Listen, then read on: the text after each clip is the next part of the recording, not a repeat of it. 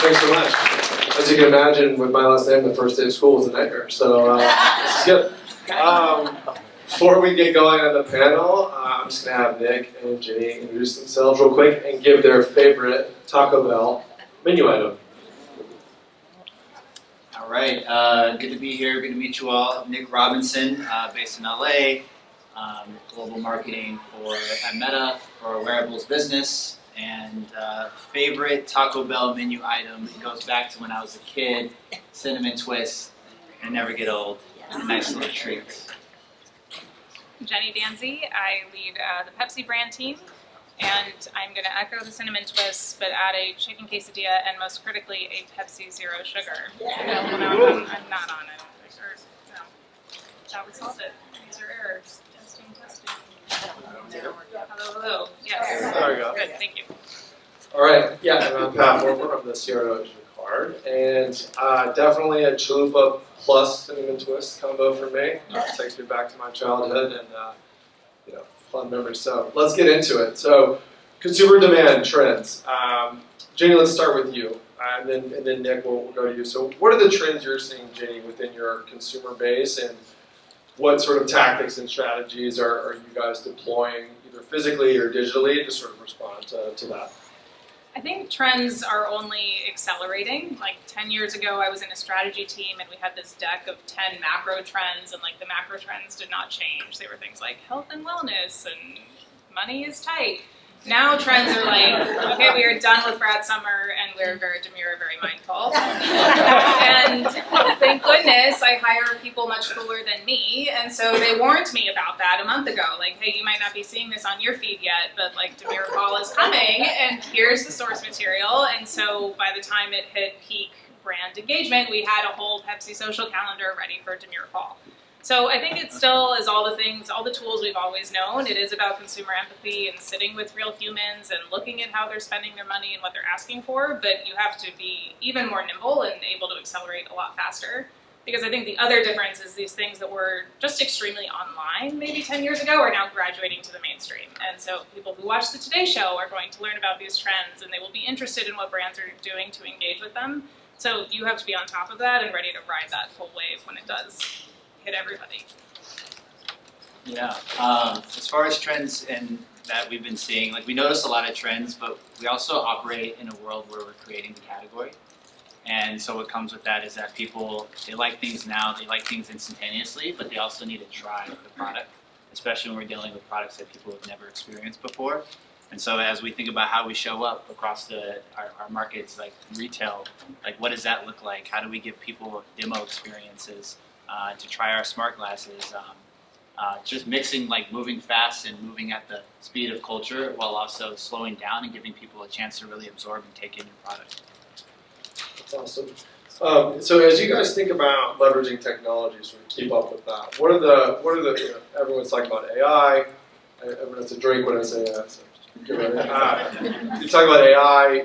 How are you leveraging technology or AI to sort of monitor what's happening in the culture, keep up with these trends, and sort of like create a better holistic customer experience?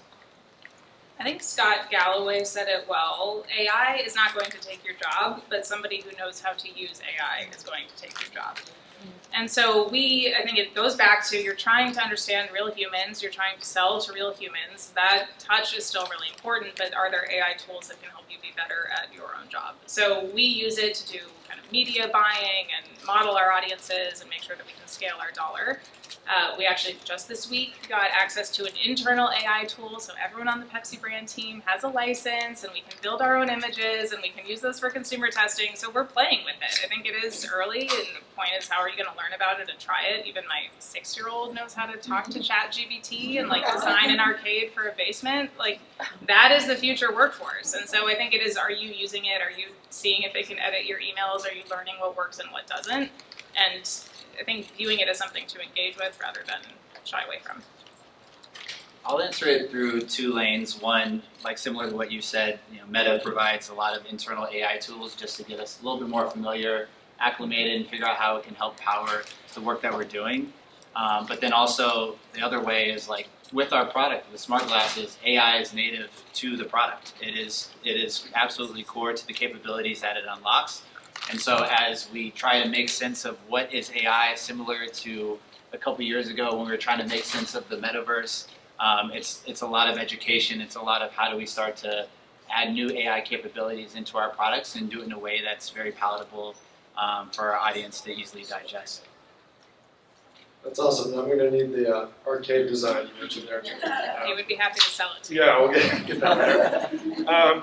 One thing I always like to ask marketers is sort of where you're getting inspiration from other brands, right? So if you're seeing a customer engagement strategy or a specific campaign or tactic that another brand's using that you're like, oh, that's really cool. I wish we were doing something like that, or something along those lines. Give me an example of one of those sort of like, aspirational brand moments that you saw and sort of what that was behind that. So we have a very active culture share WhatsApp group on our team. I'd be curious how you all share things that you're excited about with your team, just to kind of bounce ideas around, or like, oh gosh, we hate that competitive campaign, or we don't think that's working because.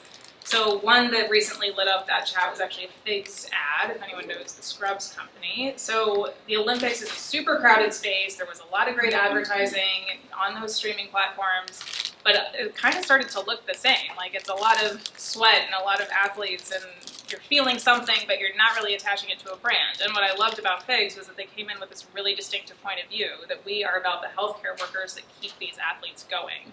And it's such a compelling ad because it has all the grit from sports, but it takes it a step further of the person fixing the injury and resetting that joint and losing a tooth. And so we loved it so much, I actually sent the CMO a love note on LinkedIn, just like letting you know the whole Pepsi team is really into this. And I think it is rare that you see a distinct point of view in an existing category. And I think all of our brands are looking for that. Like soda is an established category. We pair with food. A lot of people are talking about pairing with food. And what is our distinct, notable, unique way in that people can start to build brand love with?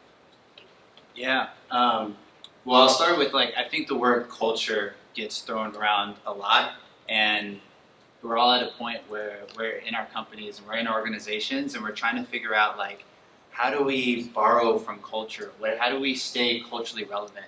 And I don't think enough times we talk about how do we contribute to culture. And so one of the things we did this year is we wanted to stand up our own cultural moment, and we did this in Brooklyn, and we threw a hands-free Busta Rhymes concert, because who doesn't love Busta Rhymes? So we had Busta Rhymes, Offset, Coi Leray, and the whole premise was you're going to come to the concert, we're going to take your phone, we're going to put it away, and we'll give you a pair of Ray-Ban Meta glasses. And so you're going to use those glasses as you're walking around the space, take your photos, take your videos, capture all the content that you need, and then when the performances go live, you don't have your hands in the air staring at your phone screen and not paying attention. So you had this concert where everyone's dialed in on stage having the best time. And so it was really leaning into this notion of how we allow people to stay present, and it only amplifies the experiences that you're having every day. And the best part was, a few weeks later, Busta Rhymes is performing at Essence Fan Fest, and he goes off viral for going off on the crowd for having their phones out. He's like, put your phones away! So, we're going to try to do more of those. That's awesome. As a Brooklynite, you let me know next time. I'll be there 100%. One trend that we talk a lot about in my business, and I know customer engagement more broadly, is this idea of one-to-one personalization. Every tech company you talk to, a lot of the brands we talk to, everyone's dialed in on this idea of one-to-one. But then also understanding that big brands like the ones you guys represented and others in this room also have really strict guidelines around brand tone of voice and brand safety, and you can say this and you can't say this. So as we sort of are moving towards this sort of one-to-one future, and in a world where you want to be as personal and as relevant as possible to every individual, not just to the cohort, how do you think about brand voice and consumer engagement in a one-to-one context while also still maintaining that sort of brand tone, brand safety that you're looking to deliver? Yeah, and I think building brand equity in that space. So I've long been a believer that if advertising gets targeted enough, it is actually useful information. Like if I'm trying to plan spring break and somebody would tell me, oh, it seems like you're looking for a hotel in a 3-hour flight radius with a kids club, but also a decent restaurant, like here are 3, I would love that. And you could spend a lot of money to serve me that ad and you would make money on it. So I don't think it's creepy. I think it's helpful if you can get it right. So we do a lot of that. We have a lot of customers, partners like Taco Bell, a lot of retailers where we do serve bundled meal deals that we know will appeal to you at this day part, and we use targeting tools to do that. But I think what we struggle with more is that push. At our best, we are creators of culture, and how are you telling one unified story that is going to mean something to all of those groups of people? And so, yes, you can know how to target, but what is it all leading back up to, and making sure that all of your dollars are behind one story, one narrative, one feeling. So we try to get that right, and then you can tailor it as much as you want, but knowing that things are going to jump, the internet is global and cultures are blending, I think you really have to get your brand strategy in order first. Yeah, for sure. Back in my Gatorade days, one of the last things I was working on was this notion of personalization, knowing that we no longer want to provide for the athlete on the field of play, but what are the things they need before, during, and after. And that allows us to start to create more of a flywheel of a relationship with our athletes, with the customers.